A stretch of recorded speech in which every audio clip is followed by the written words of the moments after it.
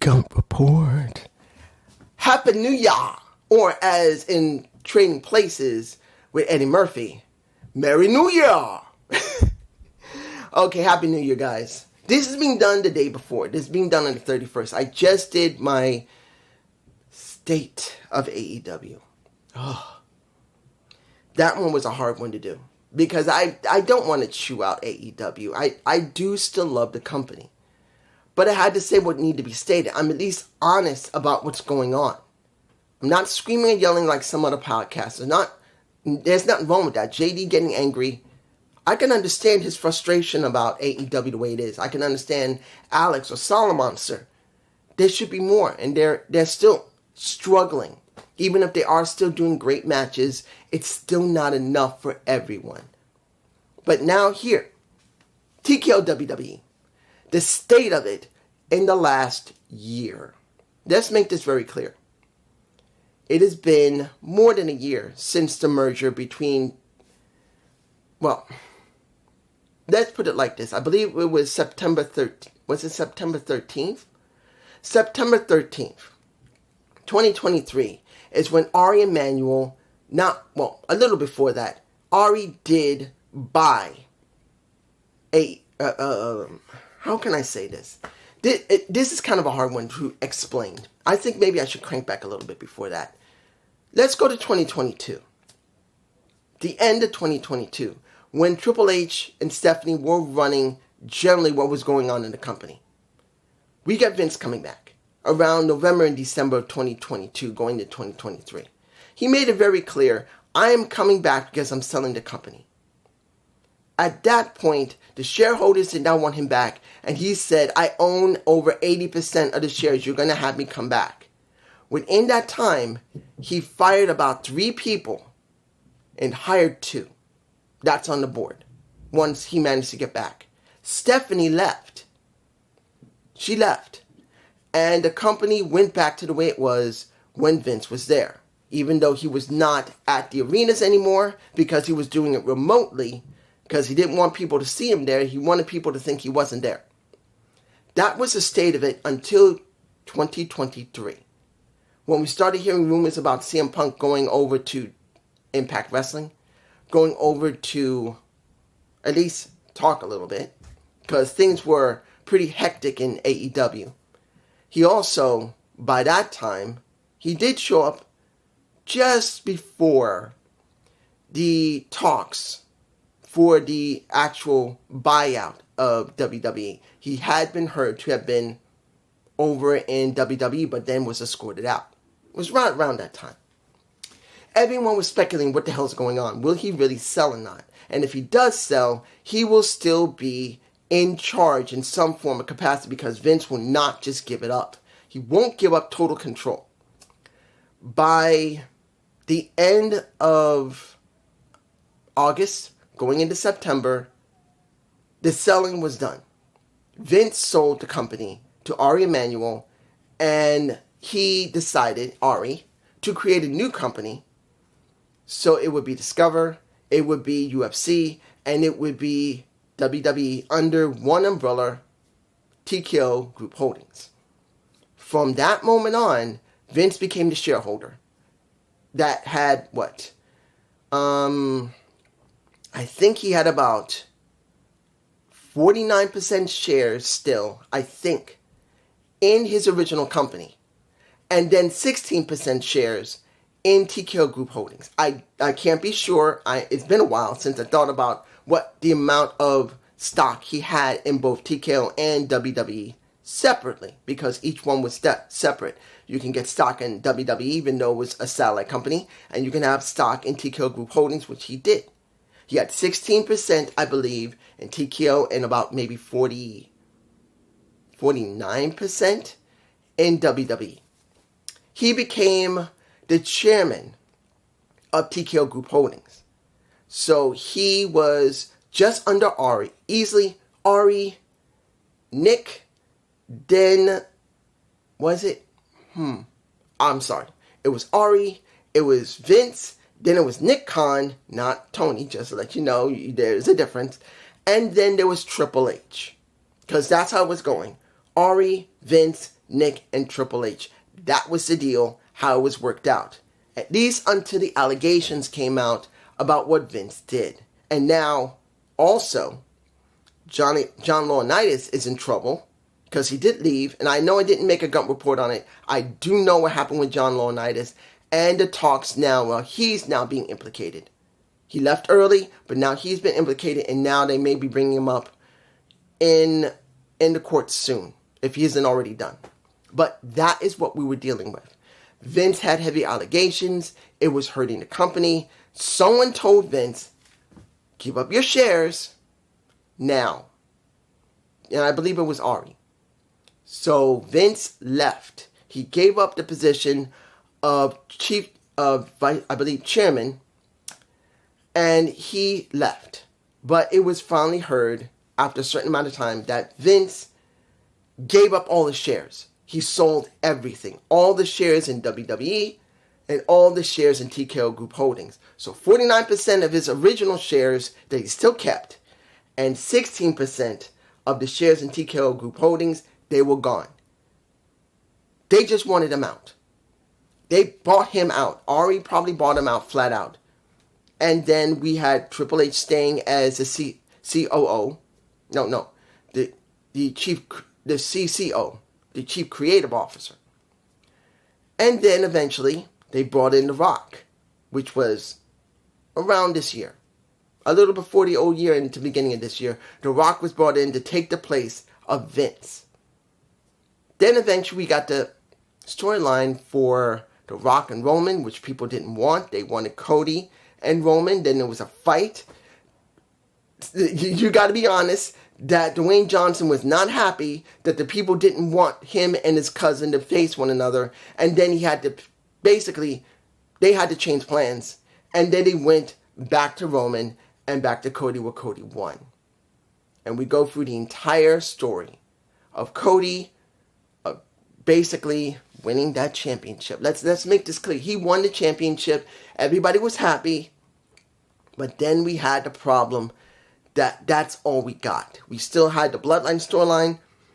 We had Cody and nothing else. And since then, we have had several things change. From that time in January, technically, I'm sure they talked to Dwayne Johnson maybe around January, maybe February. Unless it was in December of 2023, it was January when he clearly took Vince's position as chairman. Flat out. He took that position. Executive chairman. I'm sorry, not chairman, executive chairman. I forgot. But let's make it clear. After he did that, after he went through the storyline with Cody and went through the storyline with the Bloodline a little bit before he had to go away after he gotten injured and then got healed up. We haven't seen him yet, but maybe once. We had a lot of stuff change. We now have 2 women's championships, the U.S. and IC titles. We already had the U.S. championship win for Chelsea Green. We do not know who's going to be winning the IC yet. That'll probably happen and will happen on January 6th on Netflix. Netflix is another thing. We gone from USA to Fox, now Netflix. 10 years I heard. I do not know how much the amount was. It could be about 300 or 400 million or more over a 10-year period. But that's how long they're going to be on Netflix. 10 years, 10 guys. That's what I've heard. And after that, Raw went 2 hours. SmackDown is going to go 3 hours. It's going to stay on USA. NXT is staying where it is on WCW. They're making huge amounts of money, and they're charging huge amounts of money on their tickets. And I can tell you the storylines, not all been good, but they have not been bad either. They're somewhere in between. And to be honest, in some cases where it's been somewhere in between, sometimes a bit okay, sometimes bad, it's also been very safe. And I believe just Alex and JD have noticed that themselves. I notice it's been safe. So, what is the state of TKO-WWE? They are making money hand over fist. they have increased the charges of their tickets no matter where they go. It's not like maybe a couple hundred. It's nearing thousands. It's always been scalpers trying to make it, but that wasn't WWE doing it. Now it is. And particularly, these tickets, when they go in Europe, are even, in some cases, higher.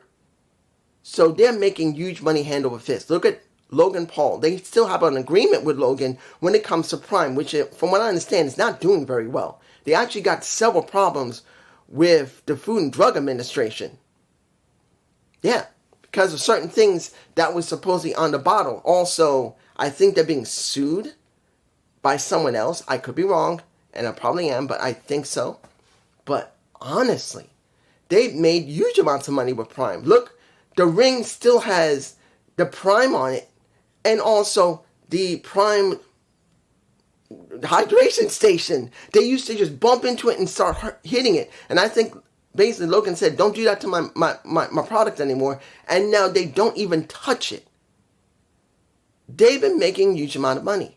They make money on the games. They're making money on the merchandise. They're making money overseas now, and they're charging more money. And guess what? The people are not only willing to do it, they're willing to pay even more. And why? As far as anyone's concerned, because of Triple H. Because of Paul Levesque. And I've stated this, and I'm going to keep saying it. Paul Levesque is not the reason that they're doing well. No. Paul Levesque is only a part of it. The one that's making this happen at this point is Ari Emanuel. It is not Triple H. It is not The Rock. It is not the people in the back. This is a company. This is a satellite company. And Ari Emanuel, with his daughter, if I believe she's still in creative, because he put his daughter in creative. He fired most or all of the original people who did the for the advertisement or the social media. He got his own people in.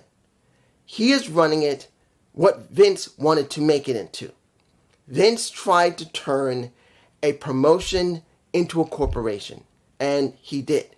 But Vince could never run it like a corporation because Vince is not a businessman. Vince was, is, and always will be a promoter. That's what he always was. Was he a smart fucking promoter? Hell yeah, he was and still is. Even in his state that he's in trouble and is. Even with most of his life now revolving around trying to keep from going to jail. He could still be a promoter if he wants to. Not just to buy a promotion or to create a new promotion, just the psychology.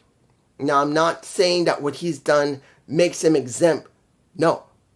Everything that has been found, what he's done, he deserves everything he gets.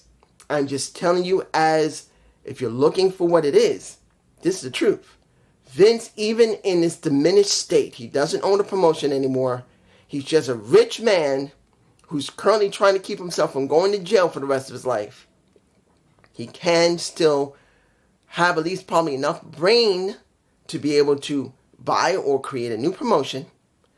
And he probably could run it if he's willing to accept he has to change a little bit actively. But what do we have with TKO-WWE? I'm saying it now. As long as the money's coming in, everything will stay as it is. It will stay decently good to very good. People will still be paying big money to get big money tickets to go to either the live shows, the regular shows, or the PLEs. But as long as that's still happening, everything will stay the status quo. Triple H will stay perfectly fine unless something happens and he's also involved in these implications. He should be fine. He's not John Laurinaitis. Everything will stay as it is.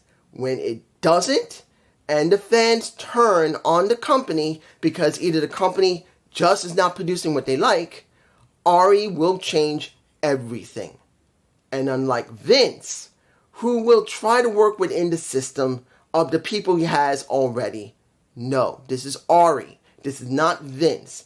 Vince will still act like a promoter that wants to be a businessman and run a corporation. Ari will fire anyone instantly or paid him out for the contract. He will get rid of 1, 10, 100 people if it'll start making money again. That is how Ari works. This is what I'm stating. Ari will tell Nick, he will tell Dwayne, and he will tell Triple H, I want this way. And they could tell him, well, in pro wrestling, we don't do this. I want it this way. End. Don't want it? I'll take you out of your contract. They'll do as he say because he's a businessman. Unlike Vince, who will try to pander to people, he'll try to convince people, he'll try to manipulate people. Ari's not going to do that. I do believe Ari, and he said it in his own interview before the buyout of WWE, I was never really a wrestling fan, but I admired Vince McMahon and how he structured his company and how he managed to do it. We became friends. He was in a pro wrestling fan like a Tony Khan. You can say a lot about Tony, and he's not great. The way he's running the company right now, AEW is not good right now, but he's a pro wrestling fan. And he's a promoter. Ari is not. As long as the money's still coming in, he doesn't care. He'll say, keep doing the same thing. Look at the Bloodline storyline. Right now, there's a reason why the Bloodline storyline is still going on. It's not just because it's a good storyline and it's been working. Because Ari said, leave the status quo. Not crow. Give it like this. As long as it stays stable and money is coming in, I want the Bloodline storyline to stay as the fuck it is. Cody, keep booking him the same way if you can. Try to make it stay because I want to get much money out of his merchandise. Rhea Ripley, if she has to keep losing and it'll make people buy more merch, keep her losing. Try to find a way to make her keep losing, but make her stay interesting. Everything will stay the status quo or change slightly as long as the money comes in. You could say, well, Vince would do that. No. Vince is a promoter. He gets tired of something, he will change it to make it look like something he likes. Ari doesn't care about what I think, about what you think, about what any wrestling fan thinks. He only cares about this. And he will always care about this. And you must understand, as long as the money's coming in, as long as it's something that's working, Ari will order it to keep going until it doesn't work anymore. And they tell him it's done. We can't go any further with it. We have to move on to the next thing. And he'll look it over and say, you sure? The profit margins are still good. Keep it running for a while long. He said, if we do this, it'll hurt. I don't care. The profit margins are working. Keep it going. And he'll do that. Hearing people say that as long as Triple H is in charge, he'll let him run it? No. Ari owns the company. He is a businessman. He will tell Triple H through everybody else, through Nick, through Dwayne, change it now or keep it as it is. I don't care if it sucks. I want the money. But that's just me. Here is your last Gump report for 2024 going into 2025. I really hope you enjoy this. Literally my camera is flashing. It's going to tell me I'm about to lose battery in a minute. But I want to say this quickly. Thank you. I don't have huge amounts of subscribers. I don't have a huge amounts of people watching me. But I am thankful for the people who watch. I thank you. Honestly, I do. This is not always easy to do these videos because I always have my own issues. I have depression and anxiety. I never hide that. And some days it's very hard to do videos. Other days, if I'm really into it, I can crank them out. But it can be difficult. But I am very thankful that anyone who wants to watch. And I thank you. I honestly thank you. And you guys have a happy new year. Peace.